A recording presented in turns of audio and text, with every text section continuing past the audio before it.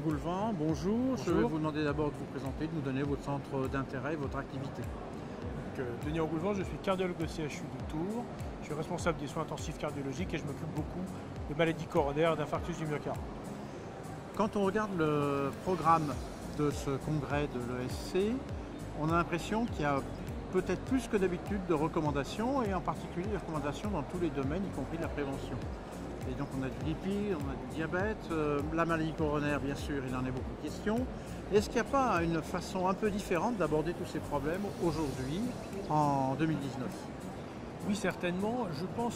Je regrette d'ailleurs un petit peu que les recommandations sectorisent lipides, diabète, maladie coronaire, mais bien évidemment, le cardiologue il est au centre de ce triangle, et puis il y a les autres facteurs de risque qui ne sont pas abordés cette année, à part dans les sessions comme l'hypertension artérielle, bien entendu.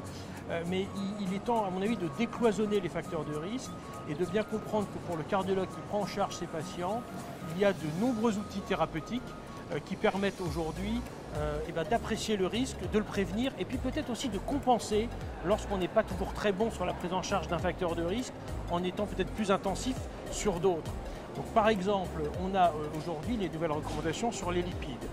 Tout patient en prévention secondaire est donc jugé à très haut risque lipidique et les recommandations actuelles, sans surprise d'ailleurs, ont fixé le seuil de LDL cholestérol à atteindre à 0,55 g par litre, ce qui est très bas, mais ce qui est, je dis sans surprise, parce que c'est tiré de l'observation des dernières études d'intensification de traitement avec les étimibes et plus récemment avec les anti-PCSK9, en plus bien sûr de la stratégie statine.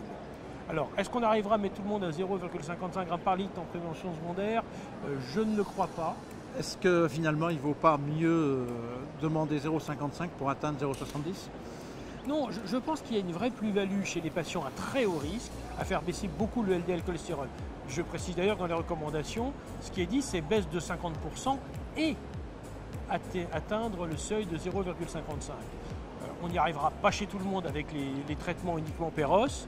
Les anti-PCSK9 qui ne sont pas encore disponibles dans notre pays permettront de l'atteindre. Mais la question, c'est qu'un certain nombre de patients sont intolérants aux statines. On ne peut leur mettre que des petites doses, voire pas de statine du tout. Et dans ce cas, on est très gêné pour faire baisser durablement et de façon importante le LDL cholestérol.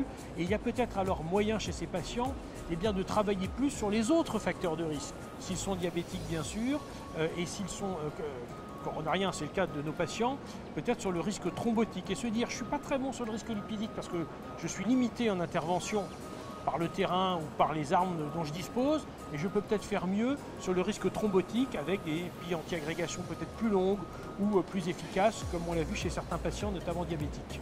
On a peut-être moins de facteurs de contrôle et d'efficacité du traitement qu'avec les lipides, c'est ça le problème. Alors pour la thrombose, évidemment, nous n'avons pas de marqueur pour dire j'ai fait baisser de temps les capacités de thrombose de la plaque d'athérome comme on peut le faire avec le LDL et d'une certaine façon aussi dans le diabète avec l'hémoglobine glyquée, mais on a quand même aujourd'hui suffisamment de niveau de preuve avec toutes les études. Et l'étude THEMIS, même si les résultats sont un peu mitigés au global, vous avez THEMIS PCI qui montre que chez les diabétiques qui ont une angioplastie, il y a quand même un vrai bénéfice à avoir une stratégie d'anti-agrégation plaquettaire plus agressive chez ces patients. Et globalement, donc, est-ce que vous pensez que ça va vraiment changer la vie du cardiologue? Est-ce que le message va être plus facile à faire passer?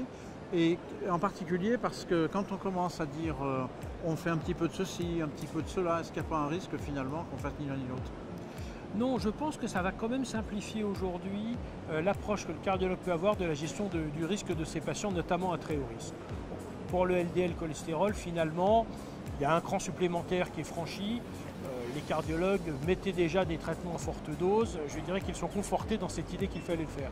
Pour le diabète, par contre, il y a de la nouveauté. Pendant très longtemps, le traitement du diabète, il était un peu touffu. On avait des médicaments avec un index thérapeutique pas très élevé, puisqu'il y avait les risques d'hypoglycémie, un niveau de preuve sur la réduction de la morbimortalité cardiovasculaire qui était quand même assez modeste. Il y avait surtout une protection microvasculaire. Là maintenant, il y a deux nouvelles classes thérapeutiques qui font baisser la mortalité des patients à haut risque cardiovasculaire, voire même la mortalité des patients qui n'ont pas de diabète. Bon, ce n'est pas le sujet du jour, mais c'est quand même très marquant. Les cardiologues doivent, à mon avis, prendre en main ces traitements comme ils se sont emparés il y a quelques années du risque lipidique. Le risque lié au diabète, c'est un risque que les cardiologues doivent prendre en charge. Les diabétiques arrivent dans nos soins intensifs lorsqu'ils font un infarctus du myocarde. On ne peut pas simplement dire allez voir votre diabétologue et débrouillez-vous. Non, les cardiologues doivent prendre en charge ce risque et les nouvelles recommandations sont très claires et très simples. En première intention, il faut donner les inhibiteurs de SGLT2 ou les agonistes du récepteur du GLP1, la metformine étant devenue maintenant un médicament un peu de seconde division chez ces patients. Est-ce que là, vous n'avez pas l'impression un petit peu, quand vous vous adressez au cardiologue, de prêcher des convertis et que le problème, il reste quand même la grosse masse des patients, c'est le généraliste qui ont tendance à dire, je l'ai entendu plusieurs fois, les cardiologues ils sont gentils, mais 0,70 c'était déjà l'horreur, maintenant vous allez leur dire 0,55, la pilule va être dure à passer. Est-ce qu'il n'y a pas un travail de fond des cardiologues, et en particulier hospitaliers, pour essayer de faire passer ces messages et comment faire? Alors, vous avez tout à fait raison, il va falloir faire de la pédagogie, peut-être pas tant vis-à-vis des médecins généralistes, peut-être que des patients, puisque les patients sont quand même aujourd'hui un peu effrayés. Il y a beaucoup de publications non scientifiques négatives sur la baisse du LDL et sur les statines. Donc je pense que c'est un effort pédagogique et surtout un contrat de confiance avec les patients. Alors j'avoue que c'est plutôt plus simple en prévention secondaire chez un patient qui a fait un infarctus du myocarde, et surtout quand il est récent, puisque le patient certainement là est un petit peu effrayé et sensibilisé au problème. Pour la prévention du patient à très haut risque mais qui n'est pas en prévention secondaire, je pense aux diabétiques vieillis, je pense à l'insuffisance rénale, je pense aux patients qui ont un score supérieur à 10% dans l'échelle de score.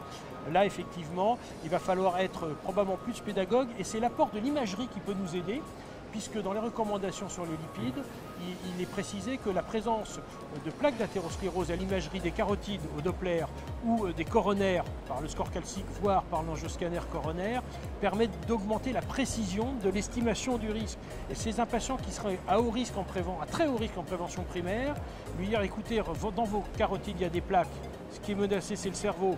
Dans vos coronaires, il y a des plaques, ce qui est menacé, c'est le cœur. C'est peut-être une façon aussi de l'inciter et d'avoir cette confiance avec le cardiologue sur le bien fondé d'une stratégie agressive. A l'inverse, si mon patient, et c'est le cas des hommes de plus de 70 ans dans la nouvelle échelle score, sont presque tous à 10%, il a un score calcique nul ou très bas et pas de plaque dans les carotides, on peut peut-être dans ce cas revoir nos ambitions à la baisse en termes de baisse du LDL, puisque là le niveau de preuve n'est pas démontré.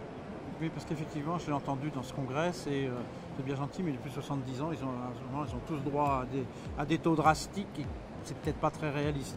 C'est pour ça que je pense qu'il faut être raisonnable et chez ces patients-là, traquer le haut risque via l'imagerie non invasive, d'autant qu'aujourd'hui c'est quelque chose de très accessible, que tout cardiologue peut obtenir facilement et puis montrer aux patients. C'est facile de montrer un score calcique à un patient, il comprend très bien. Et pour terminer, je voudrais revenir simplement sur le diabète.